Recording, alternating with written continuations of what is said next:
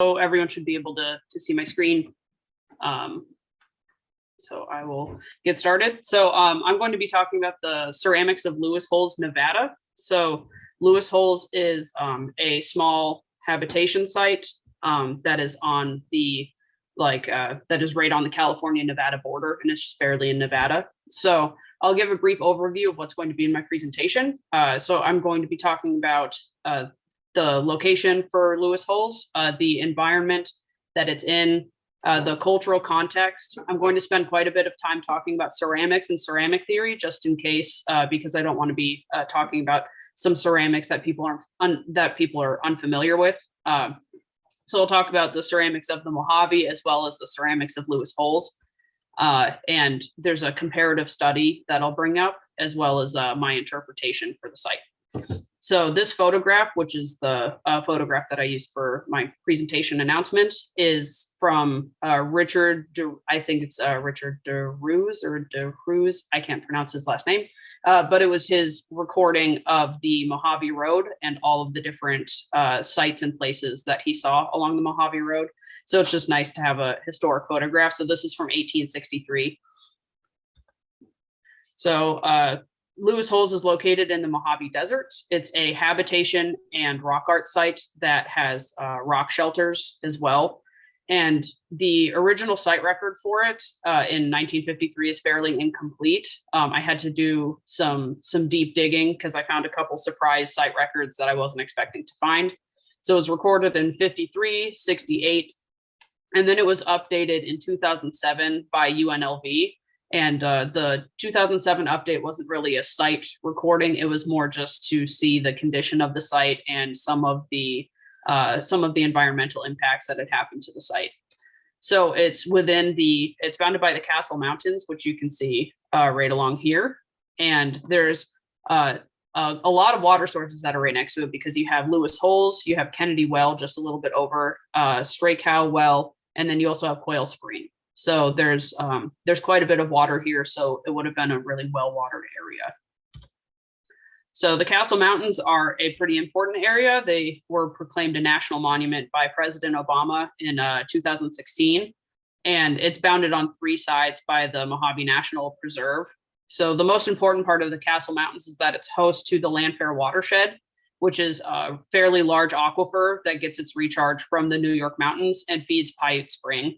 And Paiute Spring is the only riparian corridor and perennial stream in the Mojave National Preserve. So this area is host to a lot of really important and also very fragile biology. So it's home to desert bighorn sheep, Joshua tree wilderness, and also it's a native desert grassland with 28 species of native grasses.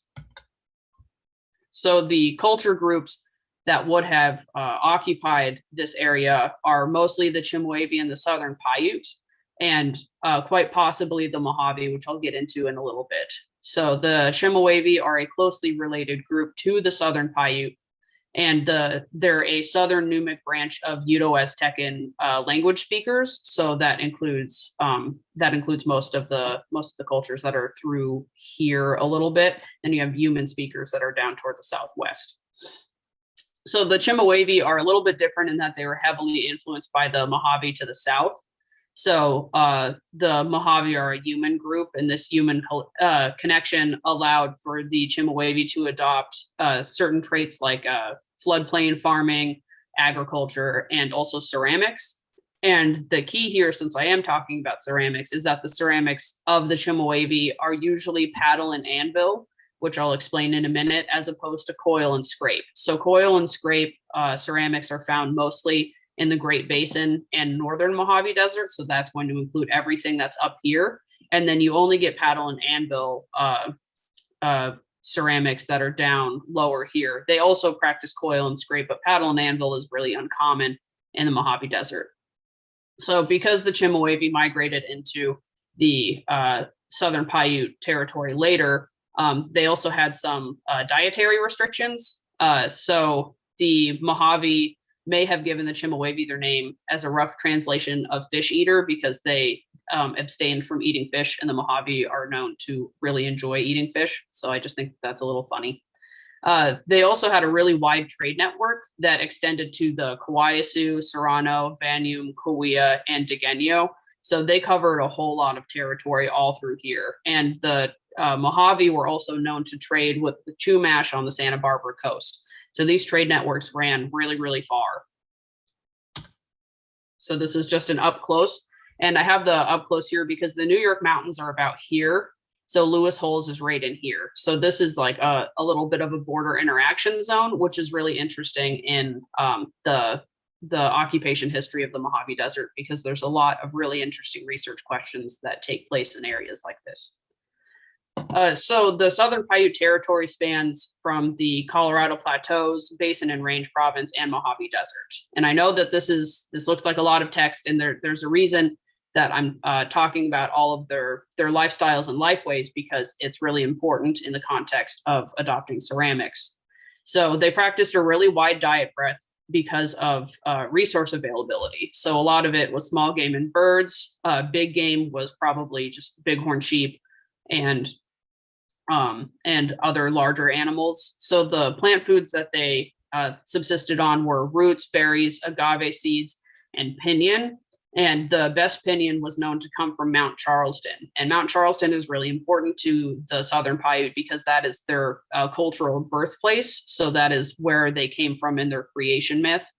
So that mountain is really sacred to them. Shortly before Euro-American contact, they started to adopt agriculture. So this included different kinds of corn, gourds, beans, sunflower, amaranth, and devil's claw. And they were a highly, highly seasonal group. So they were moving around a whole lot. So they had a late summer hunting season. Later summer was a communal crop harvest, which coincides with pinyon gathering, which besides just being a subsistence activity, it was also really important for social connections and trading and kind of catching up with your friends and your family that might not live as close to you. Fall was a gathering season with high mobility. And spring, you usually had a cash depletion, and that's when you would switch to less desirable or more unpalatable foods. So foods that aren't the number one rank that you would prefer to eat. So for the Southern Paiute, basketry was the common form of transport and storage. And like you can imagine, because these people were really highly mobile. So ceramics are heavy and they're fragile, and basketry is softer. If you drop it, it's not going to break. And it's also a lot lighter. So you can carry more things in your basket than you could carry in your ceramics without being overburdened. So they would use burden baskets, which were worn on the back, sometimes with a brace off of the head or the neck. They would use winnowing trays with seed beaters in order to separate the seed from the chaff of grains.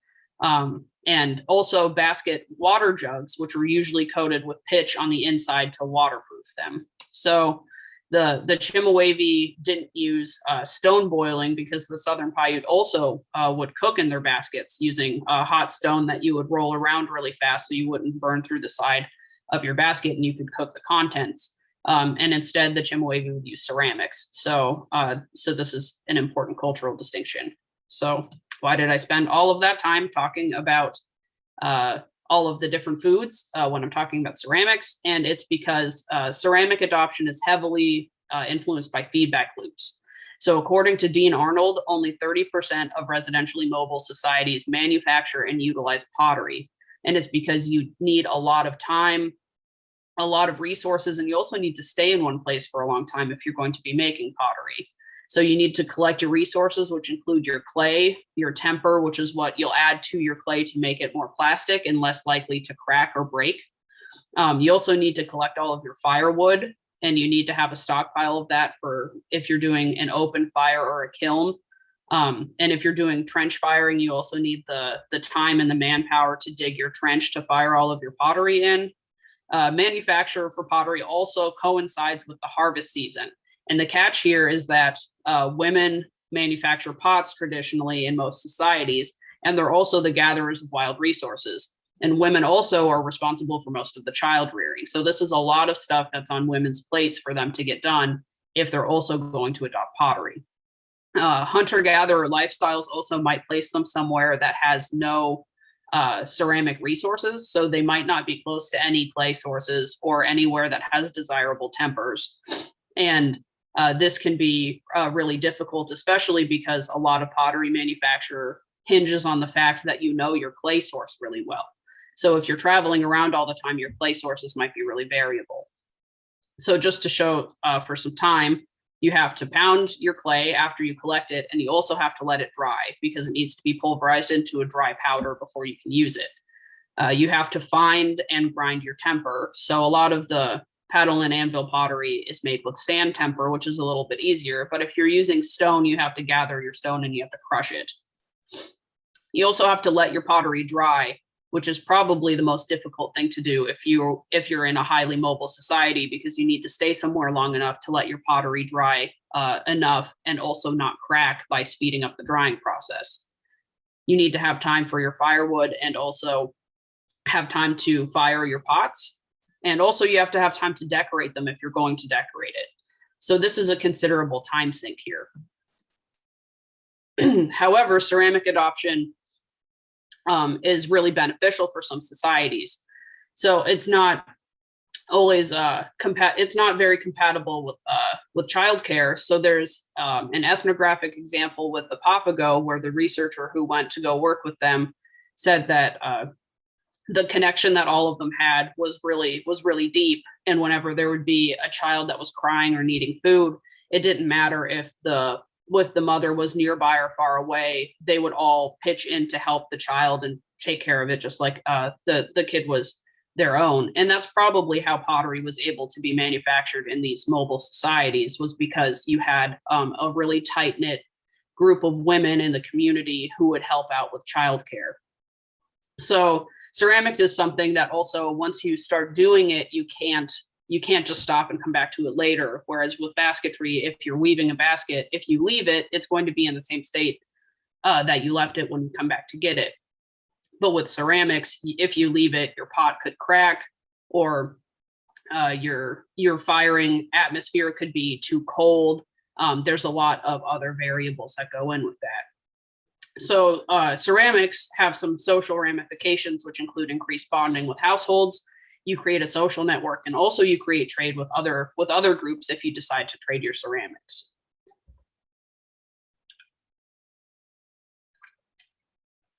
So earlier I mentioned some different ceramic manufacture styles. The two that I'm going to be talking about here are coil and scrape, which is the most common manufacture method in the Mojave Desert and Great Basin, and paddle and anvil, which is more common in the Southwest. So with coil and scrape, they're layered or lapped rolled coils. And then it's really common for the coils to be obliterated or scraped during the manufacture process. And you can kind of see that in this image, where the bottom is more obliterated. The top layers, you can still see the coils, and then the outside is completely obliterated. So sometimes coils are left for decorative corrugated pottery, where it'll look like little laps over, or kind of like shingles on a roof sometimes. Paddle and anvil technology is thought to come from Mesoamerica, up from the south. And this involves placing an anvil on the inside of the pot, as you can see here. And the potter will slap the outside of the pot with their paddle. And you can sometimes get little paddle dimples, especially on the inside of the pot, where the potter might not smooth them out completely. And that's kind of how you can tell the difference between manufacture methods. So the ceramic chronology that I'm going to be talking about is going to be off of Rogers 1945, which includes Human 1, 2, and 3. And these dates are AD, I should have added that in.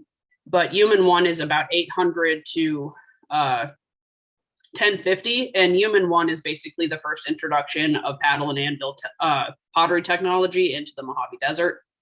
Human 2 is the bulk of most ceramics that are in this time, because it's before contact, and then Human 3 is just shortly before contact and then through. So this typology was pioneered by Malcolm Rogers in the early 1900s. So Rogers spent a ton of time in the Mojave Desert analyzing ceramics, and he collected and analyzed over 60,000 sherds and 2,500 complete vessels. So he spent a whole lot of time on this. Most of these most of the ceramics I'm going to talk about are going to be Topak buff or pyramid gray. So Topak buff is a sand tempered ware, and it's about 30 to 50% temper, mostly quartz. So these sand tempered wares would usually come from streams or springs. And some of the surface treatments will either be smooth stucco, which is basically like the stucco that's on the outside of all the houses here, and also fugitive red. And fugitive red is a paint treatment, but you treat the pot after it's already been fired. So a lot of times the red won't stick to it very well. So there will just be little red flecks that are in some of the pits of the pot, and that's how you can tell. So Topak buff is present during Human 2 and early Human 3, so in about this period. And pyramid gray is very, very different because the paste is gray, so the actual ceramic looks gray. And the temper is a crushed quartzose rock, so the temper is really, really angular, and it's just pure white. So you can tell these pretty well apart from each other fairly easily. And these are 30 to 40% temper, also Human 2, but it's not produced in Human 3. So you get a little bit of a chronology with these. I'm just going to check on the Zoom meeting note to see if there's any questions, because I'm at a pretty good point if there are. Okay, so the ceramics of the Mojave Desert. This map might look a little confusing, but this is mostly just a map of the Mojave Desert. So you get the idea for the cultural bounds. Lewis Holes is about right here. So the main ceramics are brownware, which is the coil and scrape method. That's up to the north. And you have Tizon brownware and Lower Colorado Buffware, which is in these lower areas here. So I went over the manufacture of coil and scrape. And the paddle and anvil technology is thought to come from Mesoamerica, maybe from the Hohokam. So that's kind of where the idea is, especially from Margaret Linus. Paddle and anvil pottery in the Mojave is not the super pretty decorated ware that you usually see in Puebloan pottery. It's plainware, which means that it's probably utilitarian. So it's just people making household ceramics for their own use. And it ended up being widely produced in the central Mojave after it was introduced, and was made with locally available materials. So here's just a distribution map. So the vertical lines through here is all coil and scrape, and the horizontal lines that are through here, those are the paddle and anvil. And you can kind of see how that probably would have come up through the south.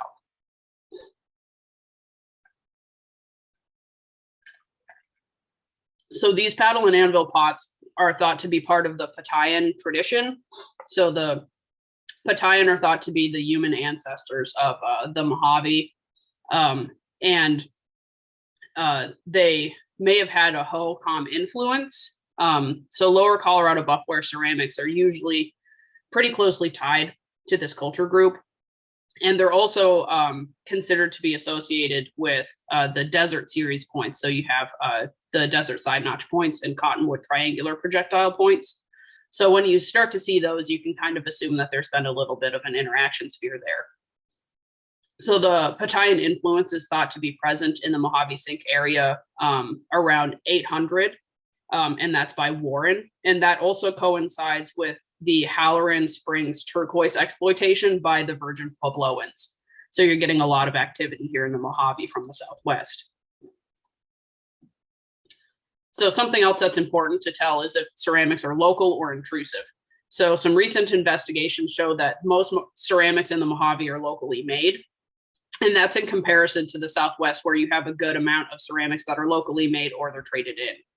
So there's two studies that I have here by Taylor and Brem and Erkins and Glasscock, and then Erkins again later. But they found that most of the ceramics were locally made, and most of the temper was received from local spring sources as well. And Erkins and Glasscock noted that the Paiute and Shoshone made their pots locally and had minimal exchange. So a lot of these pots were just made at the household level, and if they were traded, it probably wasn't for the pot itself, it was for the contents of the pot, which is important to know. So now finally onto the ceramics of Lewis Holes. The ceramic assemblage from Lewis Holes is 105 ceramic sherds. 17 are probably from the same pot because I was able to refit some of them. And the pot orifice is probably about 25 centimeters in diameter, so it would have been a fairly large open pot. None of the site reports note any collected ceramics, so I don't know. This would have been done either in 53 or 68. So I don't know when these ceramics were collected, and I don't know how many were at the site because, again, the report was really incomplete. So this assemblage is housed at the Nevada State Museum, and I was fortunate enough to talk to Laura Benedict, who works there, and she was able to give me the collection on loan so I could analyze it. So the site is known to contain rock art, rock shelters, lithic scatters, and some remnant ceramic sherds. It's thought that maybe the rock shelters and the ceramics were for storage, so that's something that could be investigated if the site hasn't been picked clean. The problem here is that the site is highly visible from the road, which likely has a lot of adverse effects. So out of all of the ceramics that I analyzed, 92 of them fell under the blanket term of Lower Colorado Buffware. 11 of them were brownware of some kind, and 2 of them were indeterminate. So most of the Lower Colorado Buffware ceramics are fairly indicative of the Chemehuevi because they were the ones who used paddle and anvil technology in this area. And most of the sherds that are not pyramid gray are probably Topak buff. And like I mentioned earlier, Topak buff is from 1150 AD to about 1500 AD. So all of these are utilitarian. None of them are ornately painted or decorated. The only decoration that I have on it is fugitive red, which usually isn't done in a pattern. It's just a blanket application. I believe that most of them would have been manufactured locally, and petrographic analysis would allow for this sourcing. So the ceramics that I argue are intrusive are pyramid gray, and there's 19 probable pyramid gray sherds. 12 of them are definitely pyramid gray, and 7 are likely. And the ones that are likely are just because of color differences, and that may have been due to firing atmosphere. But the temper is that crushed quartz, again, which is pretty distinct. So pyramid gray is also known to be found between Barstow and the Colorado River. So the location for the pyramid gray ceramics is pretty spot on with where it's predicted to be. And the dates for pyramid gray run a little bit less than Topak buff. So they date between 1100 and 1400 AD. So we're starting to get a kind of closer idea for when the site was occupied. So 3 of these sherds had carbon cores present, and that just gives you an idea about what kind of firing atmosphere they were in. So it either means that the temperature wasn't hot enough to drive the carbon out of the core of the sherd. So it'll be a black, basically a black center in the sherd that'll have red on either side, which means that the outside of the sherd oxidized and the inside did not. And that's pretty spot on with an open fire atmosphere. And 7 sherds possess both pitting and blackening, which suggests definitive cooking use. So I didn't want to argue that these sherds were used for cooking unless I had both of those attributes on them. So blackening is just what it sounds like. So it'll be blackening on the outside of the pot, and pitting is on the inside, and that has to do with acids and other compounds that are in the foods that they're cooking that kind of eat away at the ceramic wall. And then 15 of these were painted with fugitive red. So the ones that I'm really confident were Topak buff are the ones that were tempered with sand. The quartz ones are probably pyramid gray. And then the sand with other ones gets a little difficult to type, especially because with Lower Colorado Buffware, the temper categories for different types of ceramics are really minute. And unless you're very good at geology, it's really difficult to parse them out. So something else that's a little interesting about Lewis Holes was the Richard DeRue's Mojave Road recording. And I think that this is probably pretty important, and I think it should be added as an addendum to the site record because it was visited by this really famous photographer. So it's definitely an important part of American history. So I just picked a couple of some really nice photographs that DeRuse took during his Mojave Road recording.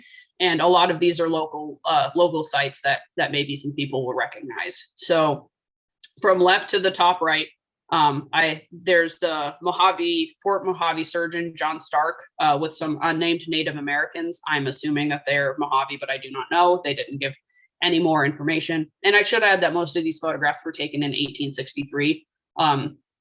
There's not more specific dates that are on them. The next one is Lewis Holes, where you have some covered wagons, some mules, and some people who are there. And then you also have the New York Mountains, which are here, which used to be the Macedonia Mountains. So you have this and then the plain that's overlooking the mountain range right before it. And then warm soda springs at Soda Lake, which you have right here with all of these people. So it's just a little bit of American history that I think is important. And it's just, it was a really nice surprise to me when I was researching this site to find this little tidbit that wasn't listed anywhere. So it was cool to kind of make that connection. So a good comparison to the ceramics of Lewis Holes is the Mojave Delta site, which is along the Soda Playa in the Mojave Sink. So that is located not as far away. The Mojave Delta site has more more like milling equipment. So it has groundstone, ceramics, and lithic assemblages with rock features and thermal features. And this also could just be because the Mojave Delta site was actually excavated, whereas Lewis Holes has been exclusively surface recorded to my knowledge, unless there's another site report floating out there that I don't know about. The Mojave Delta site has row springs that are exclusively cottonwood triangular with no row spring. So row spring projectile points are arrow-sized points, and they're pretty much spread all over the Mojave Desert and the Great Basin. However, there are none of those here, and there are only cottonwood triangular projectile points, which fall in the desert series. And like I said earlier, the desert series points are indicative of Patayan influence or interaction.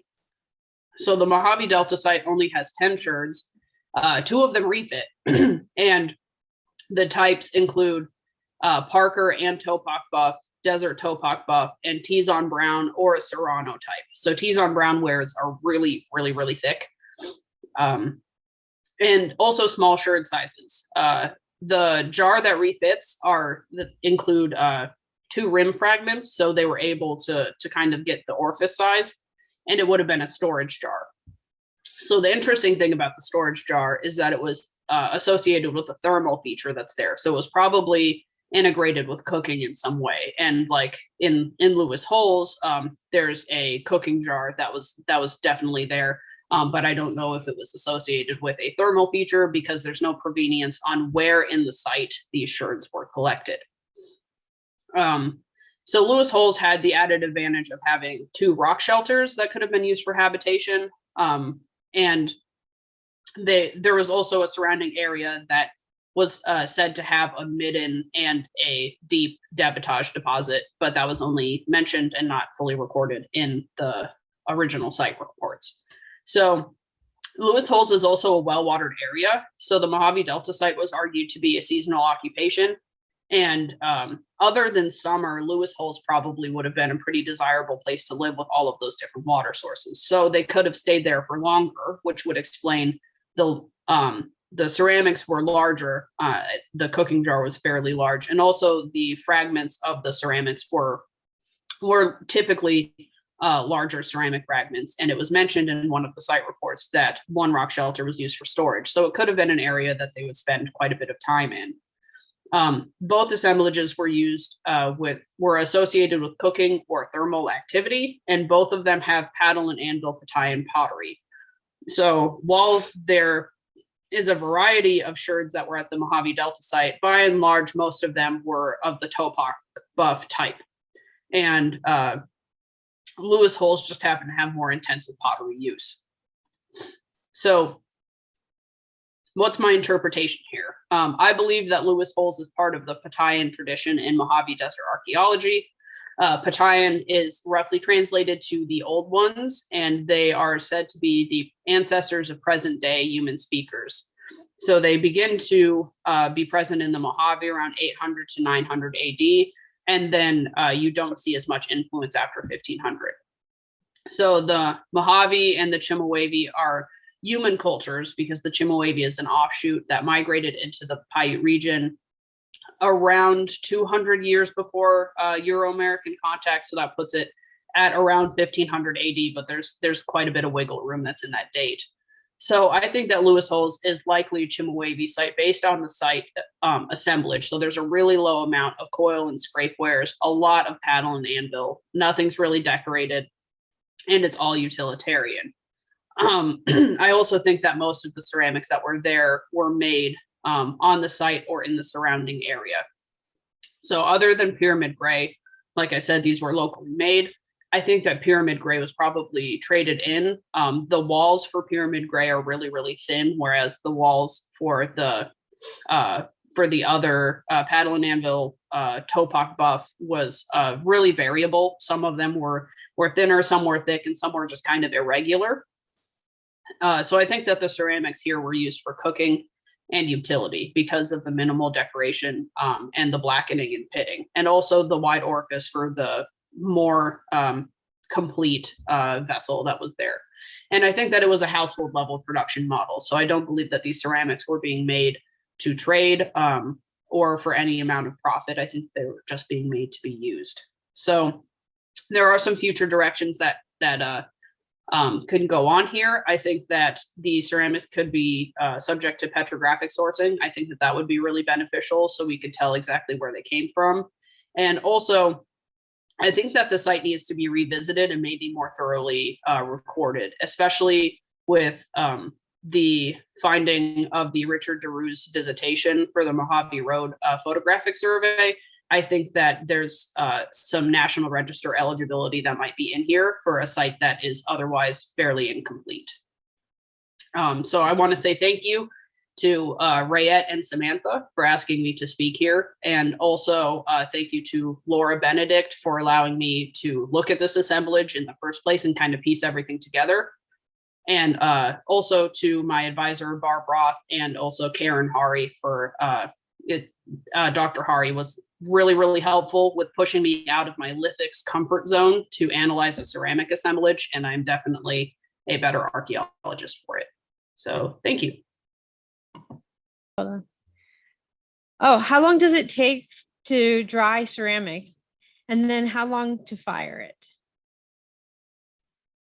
So drying the ceramics is really variable on your environment. So in the desert, it would dry like really fast, but the catch is that you don't want them to dry that fast, because if it shrinks too fast, your pot will crack. And then when you actually fire it, your pot could crack in the fire or it could explode. So you need to have a controlled drying environment. So that can mean like placing your pots in the shade or making sure that they have at least some amount of moisture around them. Because this area has so many springs, it might have been a better environment for them to dry it in versus like if we wanted to do it out here in the middle of Las Vegas. So because your pot would probably just like die really quickly. But pottery is even more difficult if you live in tropical environments, which is why pottery isn't adopted in a lot of places that have like really heavy rain seasons, because it will take so long for your pots to dry that it is not advantageous for you to even make them. So firing is usually accomplished over a day. And I believe for outdoor fires, for open fires, it's usually about a 12 or longer hour process. And that's going to be making sure that you keep your fire temperature constant. And because you don't want to bring up the temperature too fast, and you also don't want to decrease it too fast because thermal shock will cause your pot to explode. So the process of firing takes a long time, but also the process of letting your pots cool down long enough for you to handle them also takes quite a bit of time because you don't want to burn yourself. So you have to leave them there for a while, and then afterwards you can dig through, and you kind of just have to predict that you will lose some pots to the firing atmosphere. I hope that helps. Thank you. So we have another question. How much time did it take to do your research? So for this one, it took me, it's been kind of ongoing. So I want to say that I really dug into this probably over the course for 3 months, where I was working on it like constantly.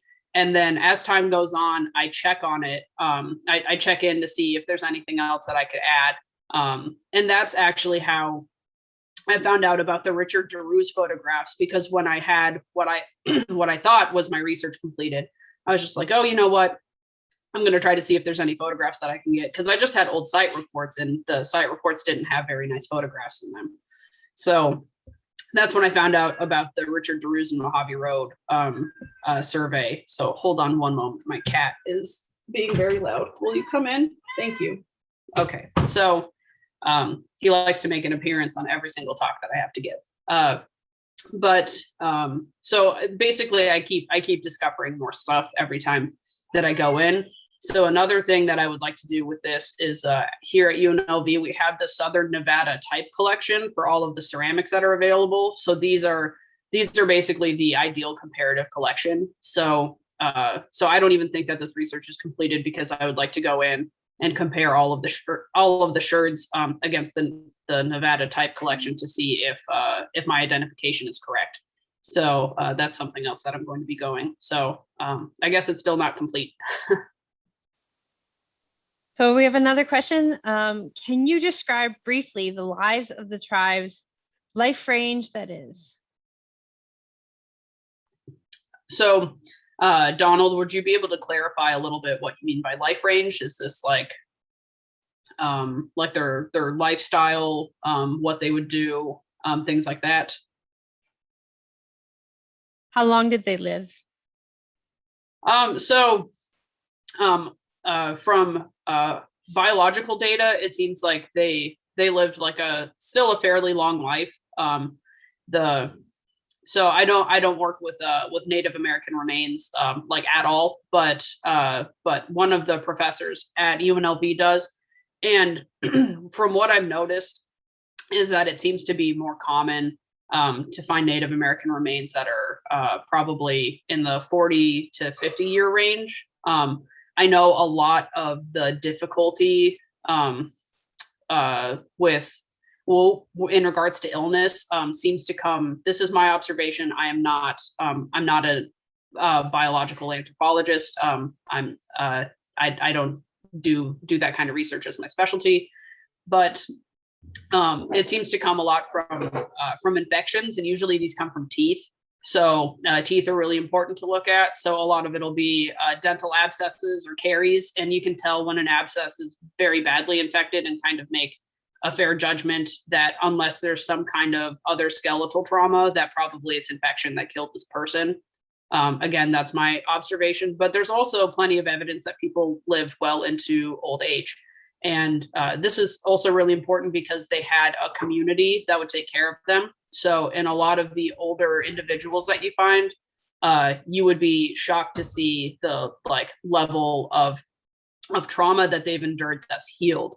And you'd think like, oh man, how did they survive? And usually the answer is just community, because you would have other people who would pick up the slack and who would put in the effort to take care of them and make sure that they were comfortable and well taken care of. Awesome. Okay, so we have a question in the chat. Do you have any information on pottery sherds found in northeastern Nevada, specifically Franklin Lake in Ruby Valley? I do not. So northeastern Nevada would still be in the Great Basin. So I would, if you're interested in researching that area, I would suggest looking at resources for that. So this is actually my first foray into real ceramic analysis. I'm actually a lithic specialist, so I specialize in stone tools. But so most of my ceramic research has been subject to Southern Nevada for the most part. But you could probably look at if you're looking into brownware ceramics, so I think so brownware has a ton of different titles, but Great Basin brownware would be a good place to start looking. Most Great Basin pottery it looks pretty rough, but that's just because it was made to be used. It wasn't made to be pretty. So as long as you could use it for storage or for cooking, then that's basically all that mattered. But you can look for some good ethnographic work has been done by Julian. So his book, let's see, I have it on my shelf. Ancient People of Basin Plateau Aboriginal Socio-Political Groups is a good one. And that'll kind of give you an overview, and you might be able to kind of like zone in a little bit from there. Okay. And then do you know what is used to paint the pottery? Yeah, so the pottery paint varies. You can have organic paint and you can also have mineral paint. So mineral paint, whenever you see red paint, that is always going to be mineral. And then organic paint will always be black, because when you fire organic pottery, the organic material is going to burn off or carbonize. So that's what causes the black color. So for minerals, I mean, it would just be fugitive red was usually like an ochre or pigment treatment. So just various minerals for mineral paint. And then for organic paint, they would use all sorts of stuff. So there's a common one that's called bee bush or bee plant, and it smells horrendous. It smells so bad. But what you would do is like burn it and cook it down, and it makes this like nasty, sappy tar, and then you can thin that out a little bit and use it to paint your pottery. I mean, it makes beautiful pottery if you use it to paint, but just the process of making it is awful.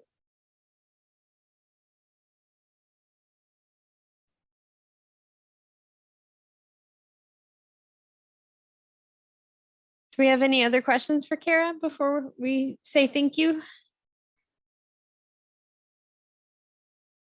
Okay, well, Kara, thank you so much for coming and talking with us and telling us all about the pottery and going over everything. I have to say that you did a really good job of going over what some of the basics were and building up from there. I hope that everybody who attended really kind of got a good feeling for what was the different types of pottery and how they were constructed. We really appreciate you coming and doing this talk. And I hope maybe to see you in the future doing another one. Awesome. Thank you so much. Thank you for having me. It was a blast. Not a problem. Okay. Well, I think that's it, guys.